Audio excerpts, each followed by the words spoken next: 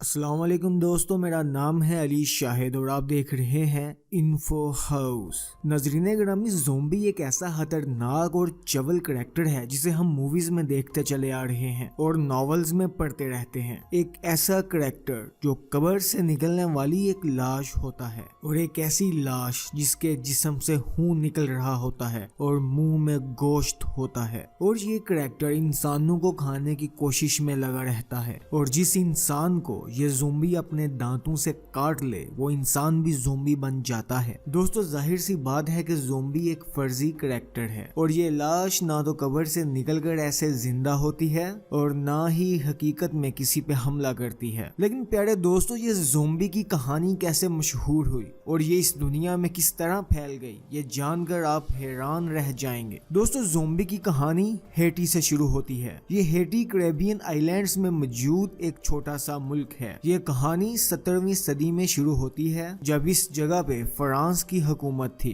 दोस्तों, हेटी में गन्ने की काश्त की जाती थी और यहाँ पे काम करने के लिए अफ्रीका से गुलामों को खरीद कर लाया जाता था और ये गुलाम हेटी में बहुत ज्यादा तकलीफदा जिंदगी गुजारते थे और कई गुलाम तो कुछ अरसा में ही मर जाते थे और फिर इनकी जगह कुछ नए लोगों को गुलाम बनाकर यहाँ लाया जाता था। दोस्तों, 1804 में फ्रांस का कब्जा यहाँ से खत्म हो गया और अफ्रीका से आए हुए गुलाम हेटी में ही बसना शुरू हो गए। दोस्तों, ये गुलाम अपने साथ एक वुडू नामी मजहब भी हेटी में ले आए। अफ्रीका में इस मजहब को बहुत से लोग फॉलो करते हैं और हैरानी की बात यह है कि वुडू अफ्रीका में काले जादू को भी कहा जाता है। अफ्रीका में आपको वुडू के काले जादू की कई मार्केट्स में मिल जाएंगी और जहाँ पे काला जादू करने वाले लोग कसीर तादाद में मौजूद होते हैं और यहाँ पे आपको बेशुमार जानवरों की लाशें भी मिल जाएंगी जिनकी मदद से काला जादू किया जाता है। वुडू मजहब के लोग उस वक्त ये मानते थे कि काला जादू करके मुर्दा लोगों को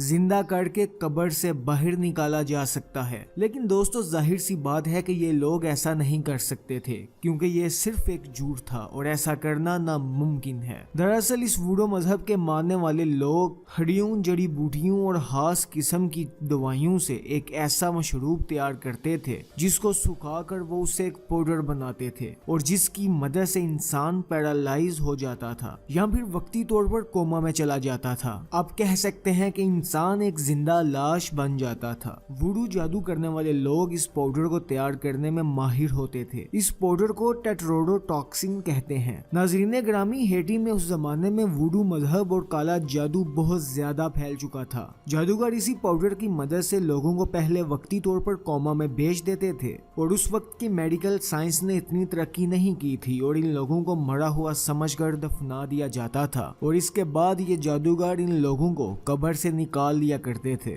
और फिर इनको होश में लाया जाता था। और दोस्तों, फिर ये मशहूर हो जाता था कि ये इंसान एक ज़ोंबी बन चुका है और यानी कि इसकी लाश कब्र से बाहर आ चुकी है और हकीकत में तो ये सब उस एक पाउडर का कमाल था और जिसकी वजह से इंसान वक्ती तौर पर कोमा में चला जाता था। दोस्तों, हैरानी की बात यह है कि ये सब कुछ आज भी किया जाता है और ज़ोंबी से किस्से कहानियां दरअसल यहीं से मशहूर होना शुरू हुई थी। हेटी से ये कहानियां फिर अमेरिका और यूरोप में भी फैल गईं। 1968 में बनने वाली night of the living dead नामी एक मूवी में ज़ोंबिस जैसे करैक्टर्स दिखाए गए और ये फिल्म बेहद मशहूर हो गई और साथ साथ ज़ोंबिस के करैक्टर भी, जो कि हेटी में गलत फहमी से मशहूर हुए थे। कहने वाले तो ये भी कहते हैं कि कदीम यूनान के लोग भी यही मानते थे कि लोगों की लाशें कब्र से निकल आती हैं और कई यूनानी लोग अपने प्यारों को दफनाने के बाद उनकी कब्र के ऊपर एक भारी पत्थर या कोई चीज रख देते थे ताकि इनकी लाश कब्र से बाहर ना निकले। लेकिन दरअसल ज़ोंबी का किरदार हेटी से शुरू हुआ था और इसके पीछे की लॉजिक वुडू मैजिक और हेटी में बसने वाले वो लोग हैं जो कि गुलामों की तरह आए थे और अफ्रीका से यहाँ आके आबाद हुए थे।